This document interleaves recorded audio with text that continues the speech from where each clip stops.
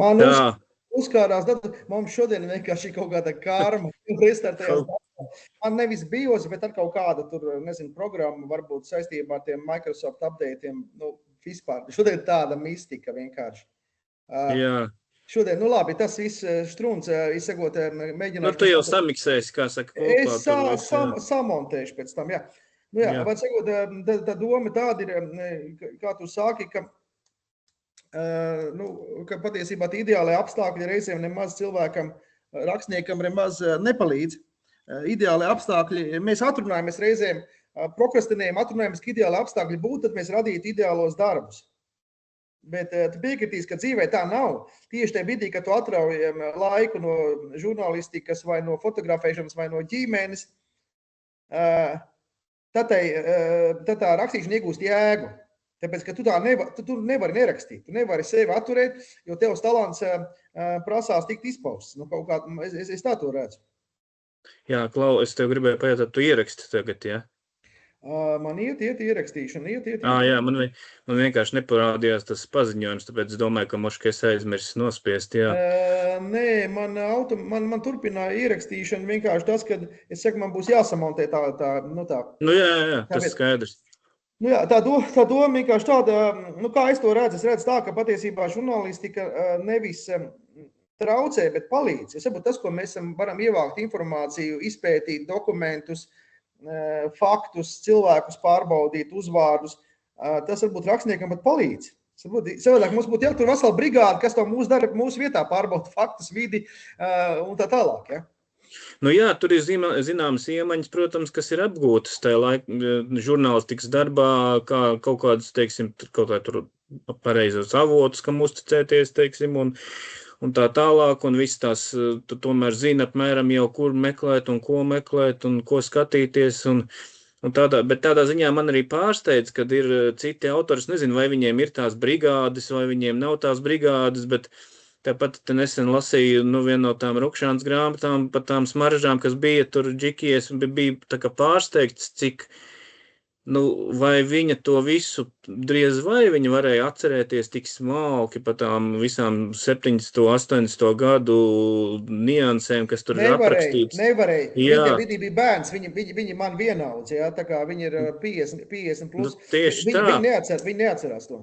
Tur ir milzīgs tas izpētes darbs, pilnīgi neaptverams veikts, un tāpat arī citi, jā, rakstnieki ir īstenībā tādi beigie pētnieki, jā, ka viņi grib kaut kādas vēsturiskās ir sevišķi tās tēmas paceltais grāmatās, tad tur ir baigi smalki, lai tu nenokļūdītos un lai, teiksim, kādam nebūtu smieklīgi, ka viņš lasa, ka viņš zina, ka tā nebija, un viņam tas līdz ar to... Pareizi saka, jo tā brīdī, kad es rakstīju Melsilu pirātos 11. gada romānā, piemēram, par to, kā galvenā varona Josefina von Ambras tiek uzņemta Spānijas karaļa galmā, vai ka viņi brokasto ar Francijas karali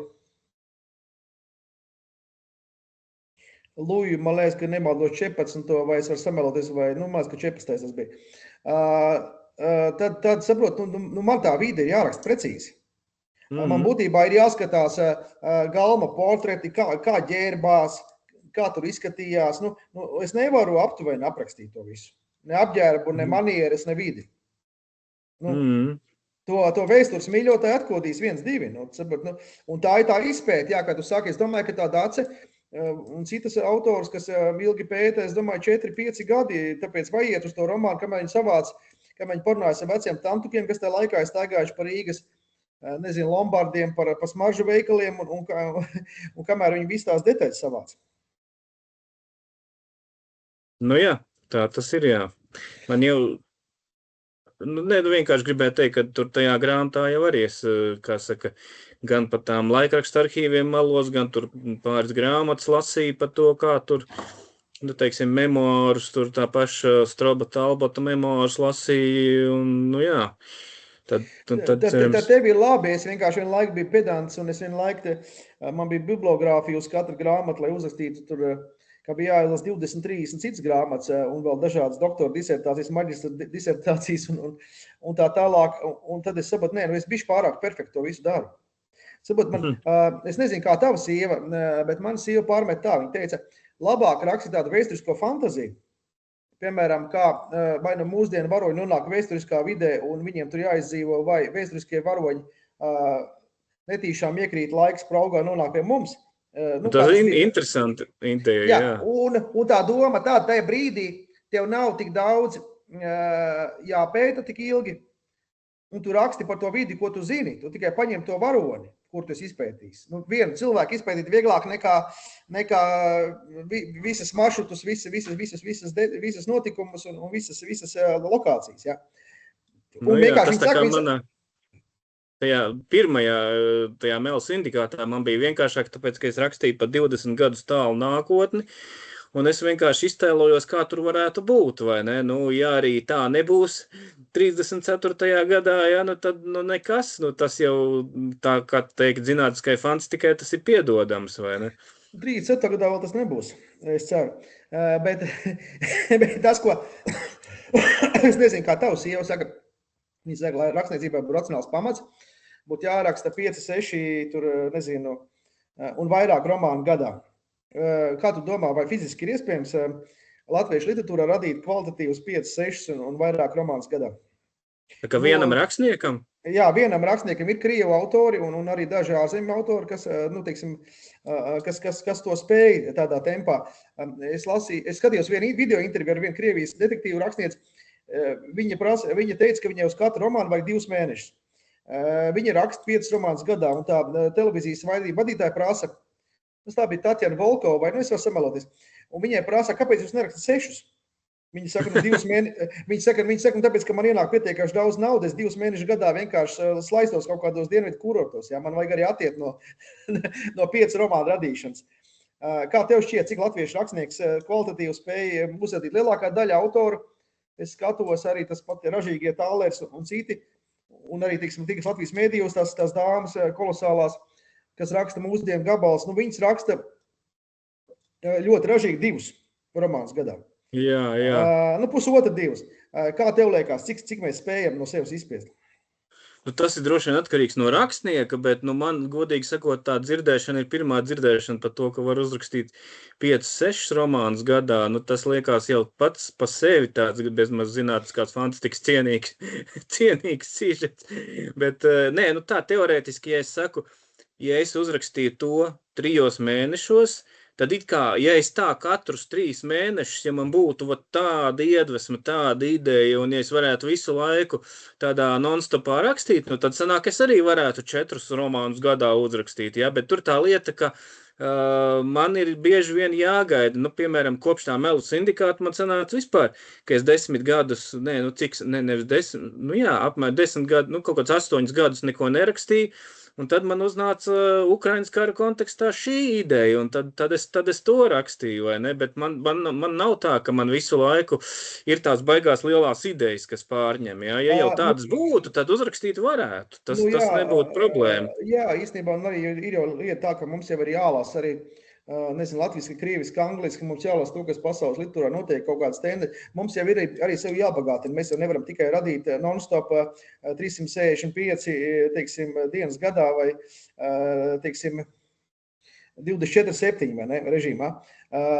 Bet par tām lielām idejām ir tā, ka es tev pilnīgi piekrītu, man ļoti patīk tava doma, jo redzi, saprot, piemēram, man ir kaut kādas, 10, 12 romānu idejas.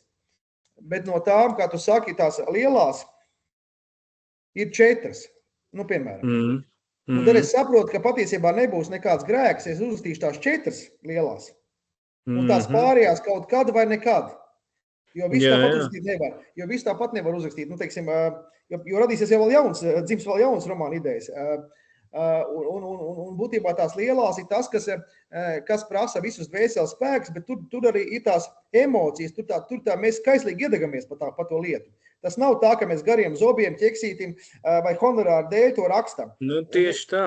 Un es esmu secinājis, ka, ja es rakstu honorāru dēļ, sorry, nesanāk. Jā. Nesanāk. Ja es, teiksim, domāju, tagad es rakstu tikai tāpēc, lai nopelnītu summu X, nesanāk. Saproti, ka laikam tur ir tā, ka tā radošā čakra tajā brīdī aizverās ciet, kad mēs domājam par naudu, nevis par radīšanu. Nevis ļaujamies tai literatūras plūsmai.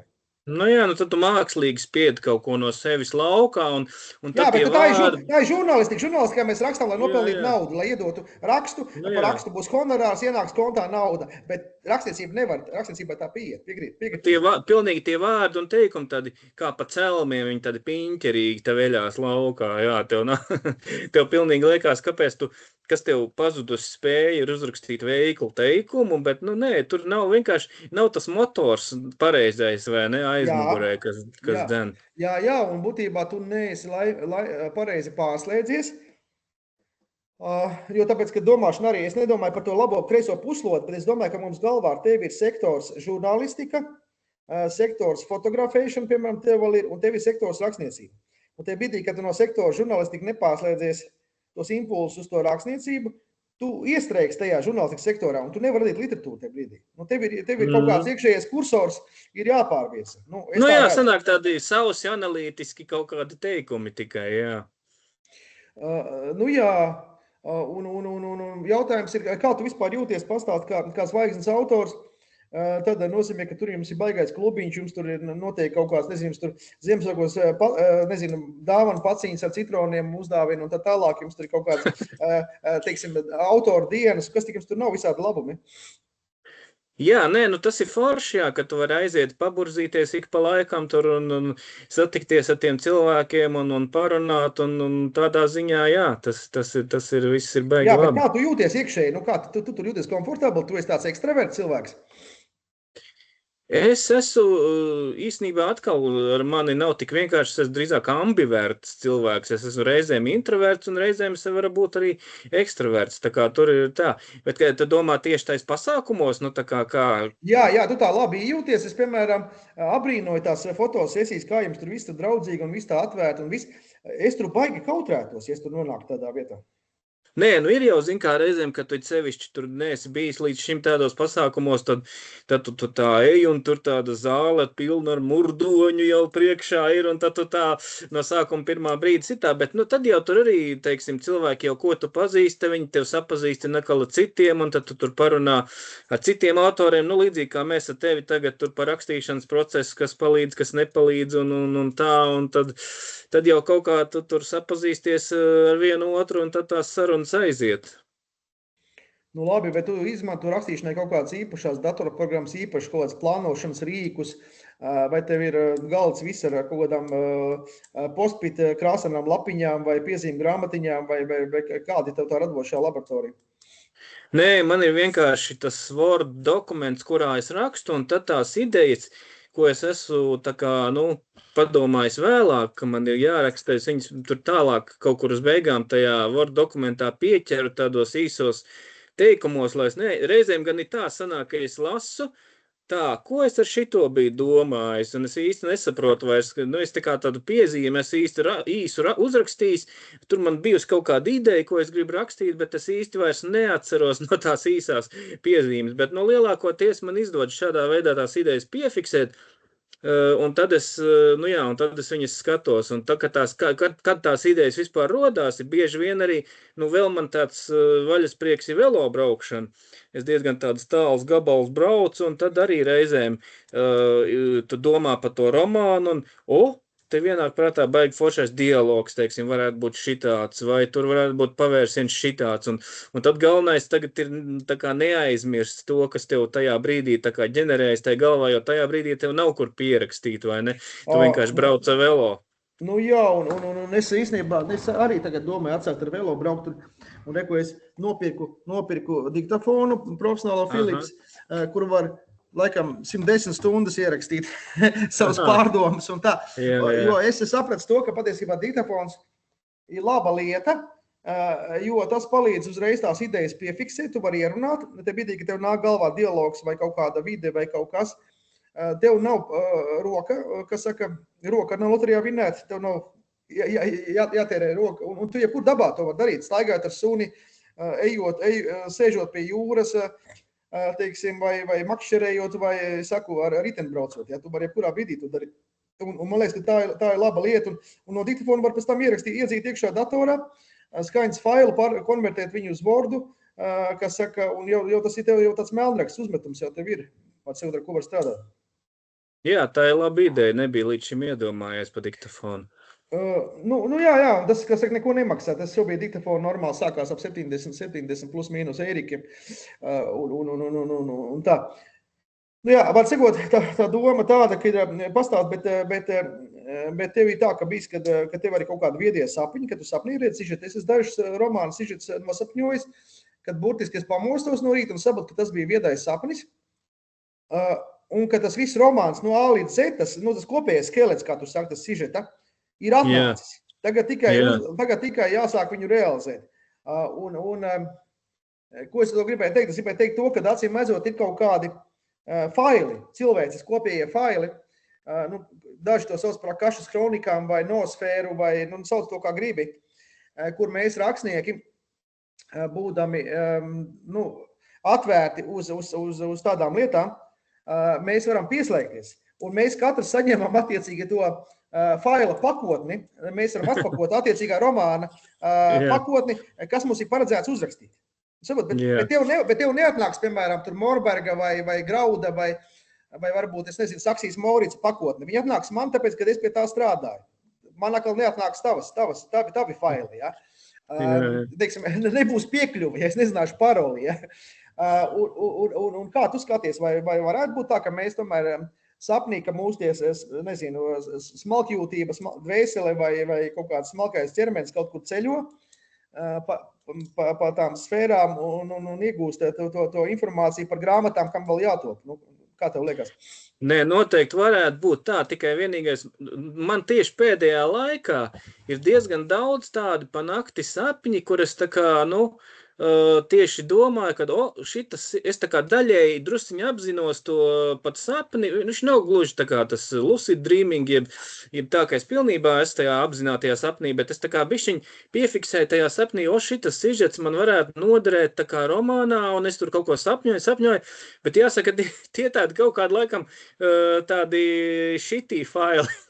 Jo tāpēc, ka es pamostos, ja, tad es saprotu, ka nē, vēlns tur, kritiskais prāts pieslēdās, ja kamēr mēs sapņojam, mums nav tas kritiskais prāts.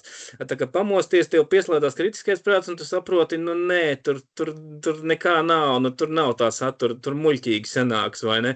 Bet, viena lieta ir, ko es, teiksim, kaut kad nesen tur arī nosapņoju, un tas ir diezgan tāds varbūt pat maģiskais reālisms vai tāds fantasmagorisms kaut kāds, bet tur man it kā man iepatikās tā doma kaut ko tādu rakstīt. Vienīgais jāsaka atkal, kad man īsti pagaidām nav idejas, kā to attīstīt, smalkāk un tā, lai viņš uzplauktu visos tajos līmeņos.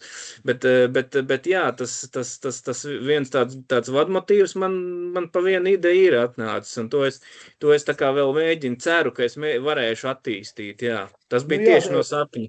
Jā, tev tur kaķis staigā, un man tāda sajūta reizēm, ka tas romāns ir kā kaķis, ka mēs viņu varam noķert aiz astes, un tad mēs viņu velkam aiz astes atpakaļ tajā mūsu realitātei, un tad parādās viss kaķis. Viss romāns parādās. Sākumā mēs astes galiņu, bet mēs nojaušam, kad aiz tā astes galiņa ir kaķis, jeb romāns. Dzīva būtne, ka tur ir, kad dzīves romāns. Man reizēm ir tāda iekšēja asociācija. Labi, un tev sieva, ar kādas ir labas idejas? Es nezinu, tev varbūt pirmais bargais lasītājs ir, var sakot, recenzents, vai tu nerādi viņai pirms izdevniecības? Es rādu, bet viņa nav bargais kritiķis, jā, viņa izlasa nē, bet viņa man ir dažreiz ieteikusi tā pilnīgi, tā kā nejauši atceros arī no pirmajā romānā tur viena ideja, es tā kā viņai stāstu, un es jau bieži vien stāstu arī sākumā, kas man tur par to ideju galvā ir ienākusi, un tad viņa tā vienkārši izšauja, bet tas tur varētu būt tā. Un jā, un to es integrēju, tā kā iekšā man sanāk, tā kā viņai tāds ātrais vienkārši pieslēdzās viņu tam klāt, un viņa arī iedod idejas. Jā, un Ikari, kas ir pozitīvi, tas, ka sieviete ar intuīciju, viņa ir neitrāla, viņa ir distancēta, mūsu sieva no mūsu rakstu darbiem, un viņa no malas redz labāk. Viņa var pateikt vienā, divos teikumos, kaut kā mums pārvarēt kaut kādu radošo krīzi vai nezinu, sižeta cilpu vai kaut ko tādu. Kā tu pareizi saki, tāpēc, ka viņa draudzīgi vienkārši tev pabīda pareizā virzienā. Sievietēm intuīcija ir, mēs to intuīciju trenējam kā vīrieši, bet piedod, sievietēm ir iedzīta intuīcija daudz lielāka. Teiksim, tas ir dabiski viņām tāda ir. Nu jā, un dažreiz arī, kad tu tā pēkšņi, tu pats esi varbūt tajā nogrimis, tur nomocījies, tu esi iestidzis, tā kā nevar izdomāt, tu otram tā pēkšņi tu izstāst ātri un tev uz ātro kaut kādu ideju, un viņam nav tas spiediens, saprot, viņš tā uzreiz daudz vieglāk tā kā pieslēdzās varbūt, un tāpēc viņam arī tā ideja rodās uzreiz, kā tikt no tā laukā. Jā, jo viņam nav tā atbildības sajūta, ka man ir jāpabeidz. Jā, ka man jāpabeidz kvalitatīvi. Mums kā autoram ir tā atbildība par mūsu garabēgu. Tas otrs tā vieglāk uztver vienkārši, un tāpēc viņam paverās vaļā tā radošā kaut kāda arī slūža. Jā, slūža.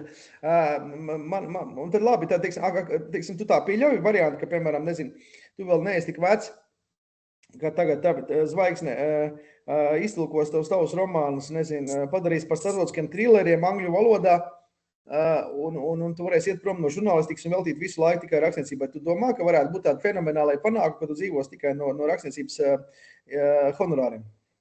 Nu, sapņot jau nav aizliegts, kā saka, jā, un sapņot jau varbūt reizēm arī vajag, tikai, kā lai pasaka, nu, nevajag sevi pazaudēt tais sapņos, vajag arī realitātei skatīties. Nu, pagaidām nekas tāds īsti nespīd, jo tie romāni pagaidām vēl Latvijā nav aizgājuši, nu, tik ļoti, kā viņiem būtu jāaiziet, lai, kā man saka, zvaigznes, atbildīgie cilvēki, pirmais, ko prasa ārzemju izdevēji, ir tas, kādus panākumus tas romāns ir tavā mītnes zemē sasniedzis, vai ne? Jā, viņam savā zemē ir jāpārdod, tur, nezinu, 5-10 tūkstoši eksemplāru, un tad viņi sāk izskatīt variantu, ka varētu tulkot, jā. Nu jā, tā kā tas ir pirmais līmenis, vispirms jāaiziet tajā pašā Latvijā uz priekšu kaut kā, un tad var sākt laikam cerēt uz to, kad tulkos un izdos, bet, nu, principā jau man šķiet, ka tik veiksmīga stāsta Latvijā jau īsti nav, kad ārzemēs būtu aizgājuši, jā. Nu, Nora Ikstena, tur, teiksim, varbūt vēl viens otrs, no atsevišķi autori, jā, kas ir aizgājuši starptautiski. Nu, viņi ir, jā, tulkot daudzās valodās un tā. Protams, es gan nezinu, cik lielā mērā ir tā tirāža tur bijusi arī, un to es nezinu. Nu es pieņemu, ka Mātes piens bija tur, nu, labi aizgāja, nu, vai vēl kaut kas tur. Es neesmu izdevnicībās iekšā tajā virtuvē tik dziļi tajās lielajās izdevnicībās. Es nezinu tās tirāžas, es nezinu tos skaitļus. Nu, droši vien, ka Lietuvā viņš labi aizgāja un mūs tajās zemēs, kas arī, kā saka, vislabāk saprot to drēbi, par ko tur ir rakstīts, bet, kā teiksim, Anglijā vai tajās visās lielajos tirgos, nu jā, par to ir grūti spriest. Nē, nu es vien brīdi arī domāju par to, ka vajadzētu tur iet uz Anglijas vai kaut kādu tirgu, bet tad es tiešām arī veicu nopietni izpēti, tad, nu, tādu pamatīgi izpēti. Un sapratu, ka patiesībā varētu aiziet tikai romānu cikls, jo viņiem vispār ārzemju izdevējiem neinteresē, tev nav 3-4 romānu cikls. Nu, sāksim ar, viņiem neinteresē viens atsevišķs romāns. Lai tev promotē, lai tev ieguldīt tevī naudu marketingā un tevī kā autoru atpazīstamības celšanā. Tas ir punkts 1. Otrkārt, tam romānu ciklam ir jābūt inovatīvam, ietrāpīt tajā trendā, bet nedrīkst nevienu citu autoru kopēt, un tajā pašā laikā tur jābūt vēl varoņiem no viņu valsts, kaut kādiem vai atpazīstamiem notikumiem iepītiem iekšā. Nu, tur ir visiem tiem faktoriem jāsastājās. Un tagad es tos faktorus visus savācu. Es padomāju, pagaidu, bet tas jau sanāks mehāniski. Ja es rakstīšu tā, lai izpatikt viņiem, saproti, ok, varbūt tas varētu aiziet, bet tad tas vairs nebūšu es. Nu, tad jādomā vienkārši kaut kāds persona X, kas to rada. Saproti, tas vairs nebūšu es. Tas būs tāds, tāds pasūtījuma amatnieks, kurš vienkārši štancē to romānu ciklu. Nu jā, ka gandrīz, ka negribās ar to savu vārdu vairs parakstīt, jā. Jā, un doma ir tāda, ka tās izdevums ir vēl tā, ka viņas, piemēram, no tev spēka, tad, ja tas pirmais romāns ir izcils, viņi pērk varbūt arī pastāst pārējos un to ciklu pērk. Bet, ja tu esi pašizdevis, teiksim, ja palaidis Amazonā pirmo romānu, piemēram, tur kaut kādā veidā pārtulkojis un izdevis, un viņš nav aizgājis Amazonā, nu tā kā pašizdotam autoram. Tad tās lielās izdevums uzskata, ka visu tu esi norādis visu to ciklu. Jo redz, ka tu pamēģināji, pirmais romāns negūja panākums. Jā, saprot, viņam to tavu ciklu nevajag. Tu esi vienkārši pavēlēt uzrakstījis 4 romānus, piemēram, vai 3. Tā kā tas ir baigās paradoxālās lietas. Labi, bet nopaļojoties, kas ir noslēgumā, kā tev vispār tev arī aicina uz bibliotekām vai mazāk, vai tu brauc labprāt, nelabprāt? Nē, ja aicinātu, es droši vien, ka labprāt brauktu. Protams, jāskatās, ja jau tur būtu aicinājumi baigi daudz no tālām vietām, tad tur, lai viņi vismaz tā kā nosedz varbūt tos ceļa izdevumus, bet tādā ziņā es labprāt brauktu, bet nav īstenībā, nav to aicinājumu daudz. Pirmais romāns iznāca, tam man uzaicināja uz manu, kā saka, dzimtās pilsētas bibliotēku. Tur bija viņiem tāds grāmatu klubiņš, kurus tā kā parunājos, jā. Bet tagad ar pelniem īstenībā, man solīja, bet tur viņiem tas plāns ir baigais uz nākamo gadu vēl stādāms un solīja, ka tad varētu būt, ka nākamgad tad aicinās gan pa pelniem, gan jau pa nākamo iznākušo romānu parunāties arī tā kā vienā citā bibliotēkā, bet tas uz nākotni. Jā, un es esmu piefiksējis, ka ir tā, ka īstenībā, kad aicina tie brīdī, kad kaut kāda 1-2 bibliotekas tev uzaicina, tā kā uz dullo, nezinot, kas tu pa cilvēku, un citu interesantu sarunbiedrs. Un tad kā izšauj, ir labas atsauksmes no tā, un tad visām pēkšņi vajag. Ja? Bet kamēr nav tā, ka kaut kāds bibliotekas, kas ir sniedz tiem bibliotekāru klubiņā, atsauksmes, ka lasītājiem ļoti patika, ka ļoti interesants stāstījums, kad, es nezinu, kolorīts autors un autors stāvēja uz galvas un spēlēja ģitāru. Tikmēr saproti, nopietni, tā bieži vien prasa, lai autors spēlē ģitāru, kādu aci judina un dzied dziesmas pašatsarāts un ko tik vēl ne, teiksim, ja. Un tad jautājums vienkārši, vai vienmēr autoram ir jābūt arī tādam komediantam, kas ir izklaidē vienkārši. Vai autors nevar vienkārši braukt kā autors, jātaisa vienmēr šovs, jā, ar mūziku un pārģērbšanos. Jā, par tādām prasībām es no bibliotēkām atkal nebiju dzirdējis, jā, ka tādas arī ir. Viņi to reizēm neafišē, bet viņi te dabū vairāk tos apmeklētājus, jo viņiem jau plāns jāpild, apmeklētāju skaita plāns, viņiem tas ir ļoti svarīgs. Jā, man prieks tiešām, ka tev, kā tu saki, ir 3. grāmata jau ražošanā un 4. kā tu saki, kāds 4. notiek? 4. ir pagaidām, vienkārši, iedota, bet viņi vēl nav redaktoram. Tad viņi izskatīs un tad pieslēgs tev redaktoru un notiks rediģēšana un vispārējais. Tad, jebkurā gadījumā, piedod, tu esi 4 prozas darbu autors, tad jau ar abām kājām rakstniecībā. Un man liekas, ka mums bija ļoti interesanti saruna, neskatoties uz komunikāciju problēmām, ka Zooms negāja, Google Teams negāja, Google Meet. Kas vēl nāk, tas labi nāk, vai ne? Jā, Google Meet restartējās. Teams restartējās, Meet negāja. Tā kā mēs te visas izmēģinājām visas iespējamās opcijas. Visas pasaules programmas izmēģinām, lai sazinātos. Es no Jaunpils, un kur tu sēdi šobrīd? Jelgavā. Tātad Jaunpils, Jelgavas teletilts. Tas ir kaut kādi, es pieņemu, kaut kādi 50-60 kilometri plus mīnus. Tur varbūt pat mazāk par 60. Izsekot, tāds ar roku var aizsniegt, tāds teletils. Paldies, šodien bija Ikars Piebalgs, žurnālists. Paldies, ka uzaicināji. Jā, Ikars Kubliņš, bet mēs viņu tomēr kā Ikaru Piebalgu, kā rakstniecībā, kas saka, izceļam